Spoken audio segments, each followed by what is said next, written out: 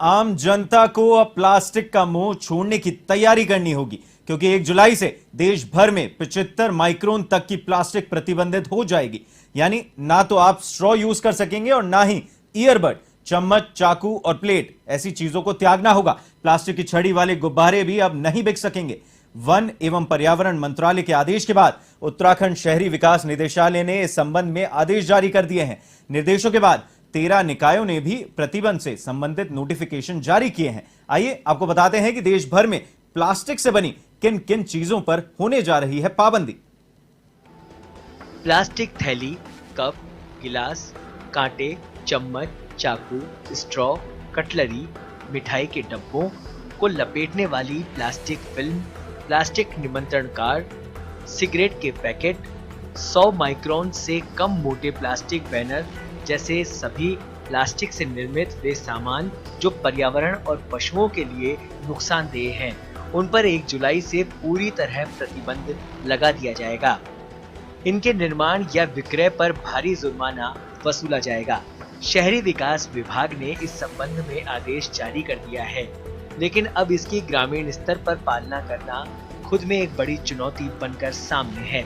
देहरादून नगर निगम के मेयर सुनील उनियाल गामा ने कहा कि प्लास्टिक पर लगे प्रतिबंध बिल्कुल सही है। इससे नगर की स्वच्छता पर भी काफी अनुकूल प्रभाव पड़ेगा। पहले नगर निगम ने भी लगातार अभियान चलाकर प्लास्टिक बंद करने की अपील लोगों से की थी, लेकिन अब इसका निर्माण या विक्रय पाए जाने पर सख्त कार्रवाई की जाएगी। उसके लिए लगातार हमारा अभी भी अभियान चल रहा है। अभी भी हमने स्कूलों में जाकर लगभग 50,000 बच्चे हमारे इस अभियान से जुड़े हैं। प्लास्टिक को जो है इकट्ठा करके नगर निगम उस प्लास्टिक को जो है यहाँ मंगा रहा है। हमारा प्रयास है कि बच्चे जो है जागरूक होंगे तो निश्चित रूप से बच्चे अभियान में लगेंगे। बच्चे मोहल्लों में लगे हैं, बच्चों ने टोली बनाकर ये काम किया है कि हम प्लास्टिक को जो है प्रयोग नहीं करेंगे। तो हमने लगभग कई स्कूलों में जाकर ये अभियान चलाया है और बच्चों का इसमें बहुत अच्छी सहभागिता है।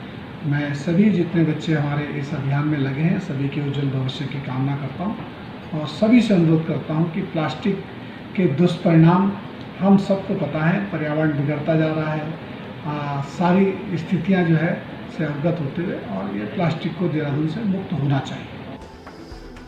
वहीं प्लास्टिक पर प्रतिबंध लगने से आम जनता में काफी खुशी दिख रही है। आम लोगों का कहना है कि प्लास्टिक पर प्रतिबंध लगने से प्रदेश स्वच्छ और सुंदर तो होगा ही, साथ ही कई बीमारियों से भी राहत मिलेगी। सरकार का जो फैसला है प्लास्टिक बैन का, ये पूर्णतः सही है। प्लास्टिक पूर्णतः बंद हो जाना चाहिए और प्लास्टिक से बहुत सारा परेशानियाँ होती है। खान पान में सामान जो ले जाते हैं वो प्लास्टिक में एकदम बिल्कुल प्रयोग नहीं करना चाहिए। वही प्लास्टिक नदी में जाती है, जानवर खा लेते हैं, जानवर मर जाते हैं और वही प्लास्टिक नदी को भी प्रदूषित करते हैं और वो पानी फिर पीते फिर बड़ा बीमारी जैसे कैंसर का शिकार होते हैं। बैंड तो होना चाहिए और ज़्यादा अच्छा रहेगा और इसके विकल्प के रूप में ये रहेगा जैसे पहले चलता था, कपड़े के थैले चलते थे, वो चले, कुल्हड़ चले, पत्ते चले, पत्ते का पत्तल बनता था, वो सब बहुत सारे उपाय हैं। कोई ज़रूरी नहीं है कि प्लास्टिक का बहुत सारा ऑप्शन है, बहुत सारा विकल्प है, इसलिए प्लास्टिक को पूरी तरह बैंड करना चाहिए। वहीं दून चिकित्सकों ने भी इस फैसले को काफी अच्छा बताया।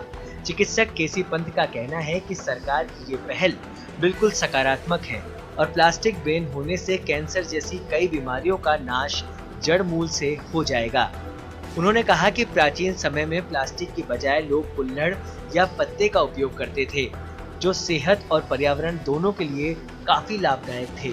वे एक बार फिर लोगों से प्लास्टिक का उपयोग बंद कर पत्ते और कुल्हड़ का ही उपयोग करने की अपील करते हैं। टॉक्सिक, कार्सिनोजेनिक यानी वो जो कैंसर को प्रमोट करते हैं और कई ऐसे जो जानवर हैं जिनको जो रोड साइड घूमते हैं खाने की तलाश में, जब लोग ये प्लास्टिक फेंकते हैं उसमें अपने घरेलू सामान जो बचा खुचा खाना है वो सड़क पर फेंक देते हैं, तो वो जो जानवर उसके खाते हैं उनकी आंतों में ये पाया गया कि बीमार हो गए। उन्होंने देखा कि टनों जो है उनके अंदर जो है ये सामान जो पाया गया और उनकी आंतों को ख़राब कर गया, उनके लीवर को ख़राब कर गया, उनकी किडनी को ख़राब कर गया। तो ये एक तो ये साइड इफ़ेक्ट जो रोड साइड जो लोग पॉल्यूशन के रूप में इसको यूज़ करके थ्रो करने लगे, तो ये इसका टॉक्सिक इफेक्ट हुआ। दूसरा ये कि जो प्लास्टिक है वो बायोडिग्रेडेबल नहीं है, वो उसकी लाइफ बहुत ज़्यादा है और टॉक्सिसिटी उसकी लाइफ कई सालों तक बनी रहती है, चाहे वो पानी में पड़ा हो, रोड साइड पड़ा हो, ज़मीन के अंदर गड़ा हो, ख़त्म नहीं होता।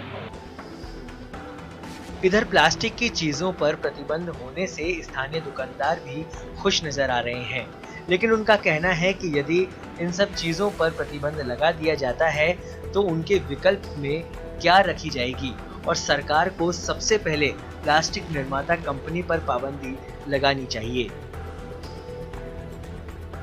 प्लास्टिक बैन होना चाहिए सर। जिस हिसाब से देखा जाता है कि प्लास्टिक ना तो जलता है, जलने के बाद भी इसका पोल्यूशन रहता है और क्या कहते हैं अगर मिट्टी के नीचे भी वो गलता नहीं है, तो फिर हम तो ये यूज़ करते हैं। ये प्लास्टिक की जगह पॉली बैग की जगह ये यूज़ करते हैं, जो कस्टमर को हम ये देते हैं। अभी आप लोगों के हाथ में प्लास्टिक से बने थैले को देखते होंगे, लेकिन आगामी 1 जुलाई से प्लास्टिक पर उत्तराखंड सरकार ने पूर्णतः प्रतिबंध लगा दिया है।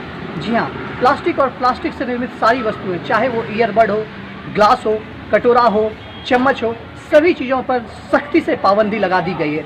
यूँ तो यह पाबंदी अनेकों बार लगाई जा चुकी है, लेकिन शासन प्रशासन पर कोई भी कड़ी कार्रवाई नहीं की जा सकी। अब देखना यह है कि इस बार जो प्रशासन ने प्रतिबंध लगाया है इसका कितना पालन किया जाता है। लोग किस तरीके से प्लास्टिक से बनी निर्मित वस्तुओं का किस ढंग से बहिष्कार कर सकते हैं, और यह प्लास्टिक जो आम लोगों के लिए रोज़मर्रा के दिनचर्या में शामिल हो गया है, क्या वो इसे छोड़ पाते हैं और सरकार किन किन सख्त रवैयों को अपना सकती है। कैमरा पर्सन आज़ाद सिंह के साथ मैं यशराज आनंद, A1 TV।